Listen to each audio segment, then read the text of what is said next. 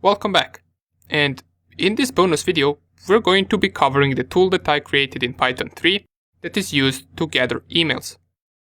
Now, even though later in the course we will be coding some of our own Python tools, this is one that we will not code, so we will just see how it works. I will explain how it works, of course, and we're going to see how many emails it can gather.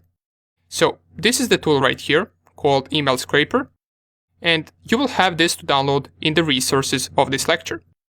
But let me show you how you can transfer it on the Kali Linux desktop.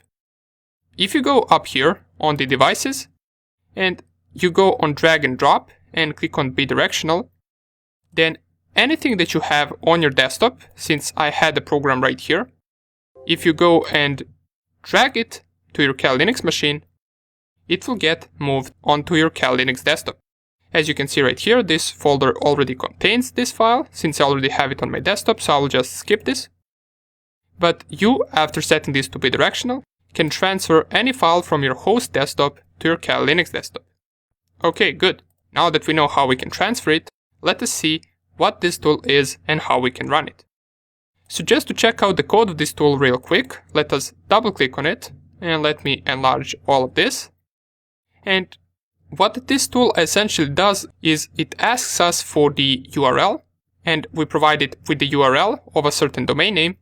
Then what this tool does is it tries to extract all of the emails that are in the HTML page of the URL that you specified. But what it also does is it tries to crawl within other URLs that are found inside of that page. For example, this count variable right here, that is equal to 100, means that we will be searching for emails in 100 different links. So you specify the main URL, then it goes through that URL, it extracts all of the emails, but it also extracts all of the other URLs that are leading to different pages. Then it goes to those different pages and performs the same thing. It tries to find the emails, and it also finds more URLs. And it does that until it reaches 100 URLs.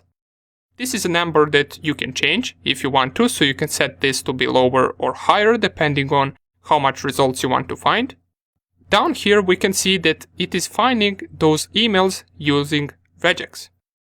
So this is the pattern that we are searching for, and don't worry if you don't understand any of this. Regex is just a way for us to find certain patterns in a lot of text. So for example, this is a pattern that will allow us to find emails in the HTML code of the page. And then we, at the end of this, print all of the emails that we found. So that is the basic principle behind this tool. Let us see how it runs and whether we manage to find more emails than we did with hunter.io and the harvester. So let's close this, go to our terminal, find where you have this file downloaded, and I have it on my desktop. And to just run it, we can type Python 3 and then the name of the file. It will tell us enter target URL to scan, and here I'm going to specify the full URL to the same domain name that we used for the harvester and hunter.io, just so we can compare how many results we get with this tool and how many results we got with hunter.io and the harvester. So if I type the domain name and press here enter, this will go and process 100 links. And depending on whether you change that number, it might be higher or lower. And at the end of processing these links, it will print out all of the emails that it managed to find.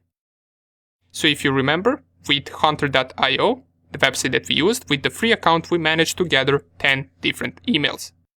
With the harvester, first time we didn't manage to get any email, but after running it a couple of times, we might be able to get around 10 to 15 different emails with the harvester.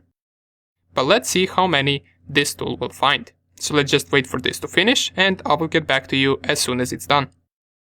Okay, so the tool has finished scanning, and here are all of the emails that we managed to find. You can see there is at least 100 or 150 of them, and they all belong to the same domain.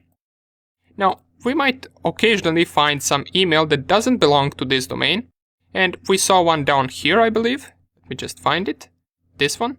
It doesn't have the domain name inside of the email, but all of the others do. And we got at least 5 to 10 times more results than we managed to get with the Harvester, which is Kali Linux tool, or with the free account of Hunter.io.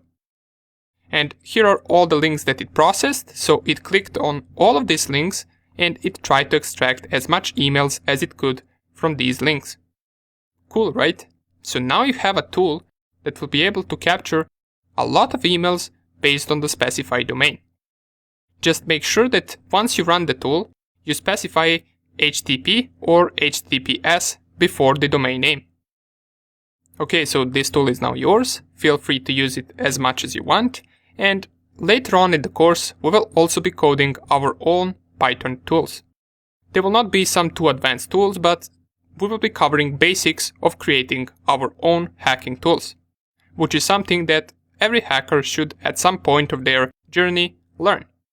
Great. So now that we finished with the information gathering section, we are ready to start off with scanning section. And you might be wondering, how are you going to be able to follow the scanning section and all the other sections, since you don't really have permission to scan any website? Don't worry, there are a lot of free vulnerable machines and websites that we can download and practice on them. And we're going to be seeing how we can find them and install them inside of our VirtualBox. So we will have our own vulnerable lab where we can practice our hacking. So thank you for watching this section, and I will see you in the next one.